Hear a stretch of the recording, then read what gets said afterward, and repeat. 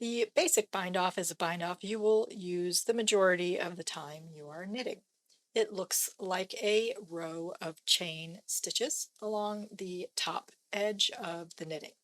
Because knit stitches are wider than they are tall, and when we bind off, we are lying those stitches on their sides, the basic bind off can tend to be too tight. So make sure you work it loosely. You can go up a needle size if you wish, or just be sure to work loose.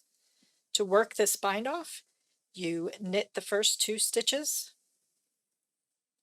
and then pass the first stitch over the second stitch. And then you repeat by knitting a stitch and passing a stitch over, knitting a stitch and passing a stitch over.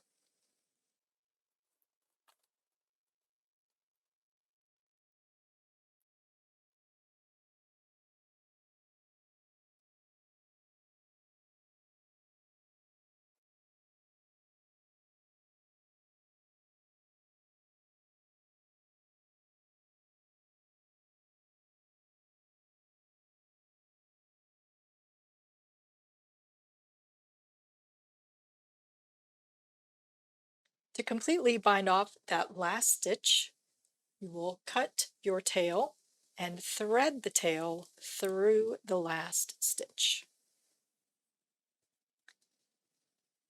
This leaves a little bit of an ear, but if you are seaming, that is important to bind off, to fully bind off that last stitch so you have a complete spot for your final seam location.